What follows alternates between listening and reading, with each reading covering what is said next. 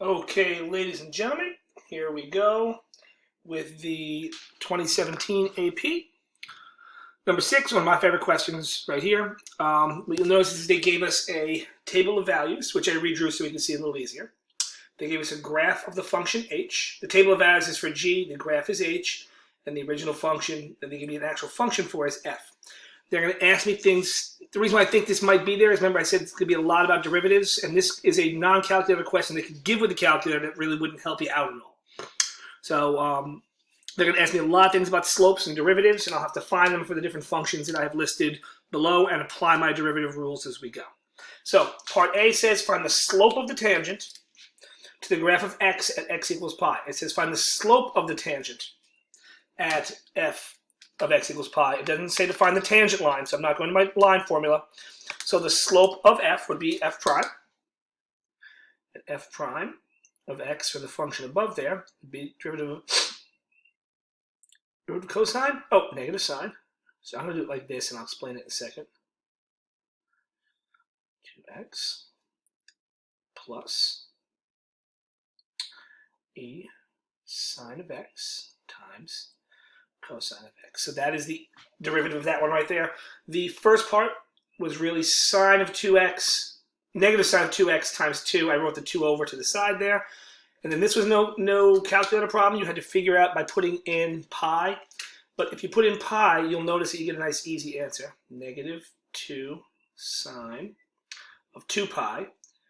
So sine of 2 pi, I'm going to draw sine really quick so I can see it. Sine goes zoop. So sine of 2 pi is 0. I'll write down this 2 pi first.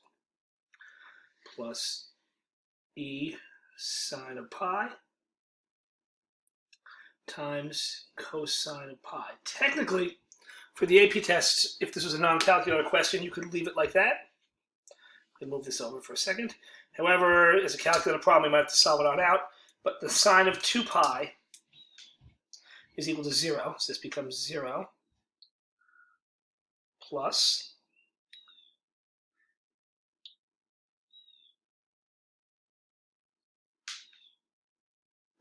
so I've got my 0 there.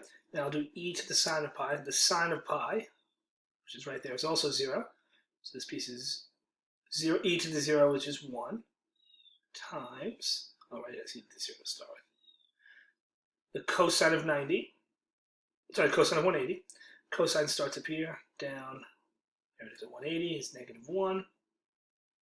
So this equals 0 plus 1 times negative 1. So the answer is negative 1. On a regular non-calculator, we could have stopped right there. Calculator might have to work it out, but guess what we do then? We put it in our calculator. We don't go crazy from there. Okay, the next part says that k of x equals h of f of x. Find k prime. So this is one of the ones like we did the other day, which is there's a function trapped inside another function. So k prime of x would be equal to h prime of f of x times the derivative of the inside, which is f prime of x. So no equal sign. So to find k prime of pi is going to be h prime of f of pi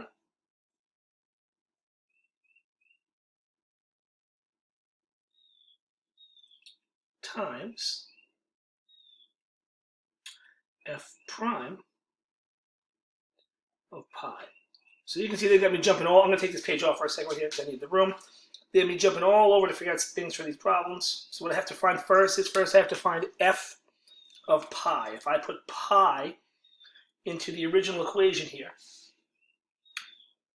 what would I get? Well, we already know. No, we don't know. We have to put pi into the original equation up there. So let's fill that on in and see what we get. Okay, so you can see there's going to be a lot of steps in this problem. I had to find f of pi first, so I had to put pi into f. And I worked that out over here, and I got 1 as the answer. So now I'm down to h prime of 1 times f prime of pi. Now I already found f prime of pi in the part before. That's what they usually do. F prime of pi was negative 1. So now I've got to find what h prime of 1 is. So I'm going to go to my graph and pull up on the screen for a minute here. And here's the function itself. here's h, here's the 1, and h prime would be the slope of that graph at 1, which looks like it's negative down 1 over 3. So the answer for h prime of 1 would be negative 1/3.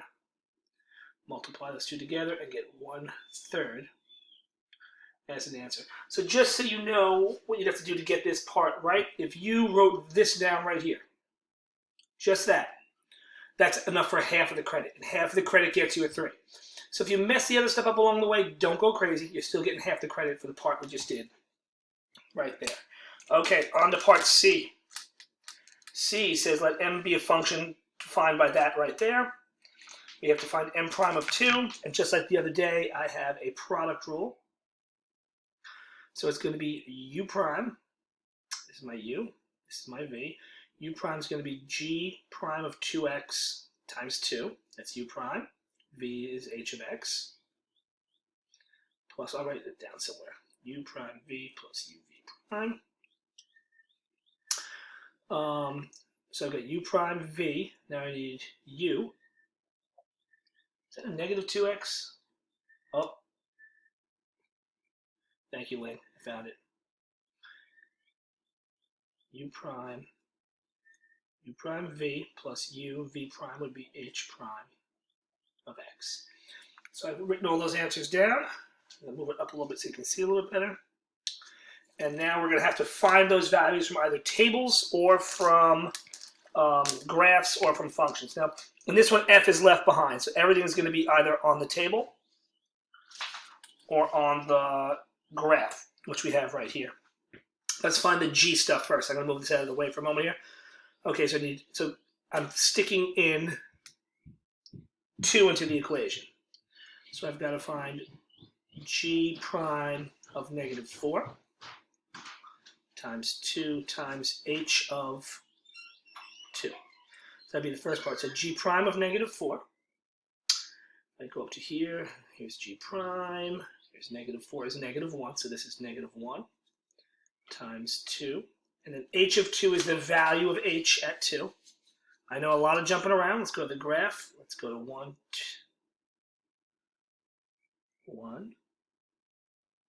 2. I can't tell exactly where that is. And I know they did that on purpose to kind of mess with us. It looks like about, and they give a lot of different right answers for it. I'm going to go with negative 2/3, so it looks like the height of that graph is. That was done on there to try to mess with you. 2/3. So that gives me the first part of that function. I'll highlight that. I did this right here. And now I've got to find the second part, which would be g of negative 4 times h prime of 2. So g of negative 4, I'd go to the graph. G of negative 4 is 5, so it's the actual value of that function, 5. Times h prime of 2. Let's look at the graph. H prime of 2 has the same slope as it does at 1, so it's going to be negative 1/3. This answer is more than perfect enough to leave right there. I'm going to work it on out though. Negative times a negative is a positive, so I got 4/3 on top, plus this is 5 times negative 1/3 times negative 5/3.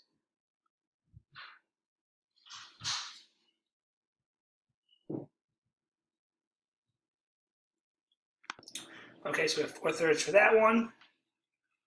And then I got 5/3 here.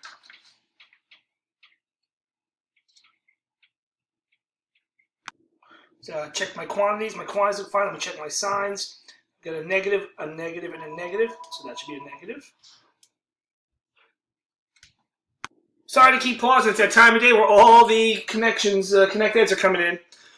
So we got a negative 4/3.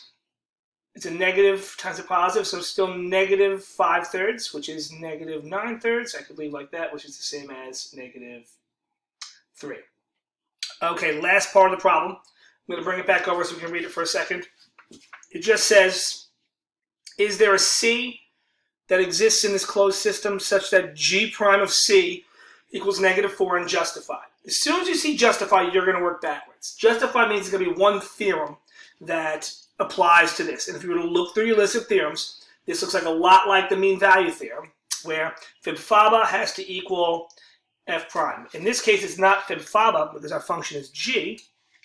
It's going to be, there has to be a point where gib ga ba equals whatever gib gaba is, prime of c. So let's find gib gaba for this particular problem.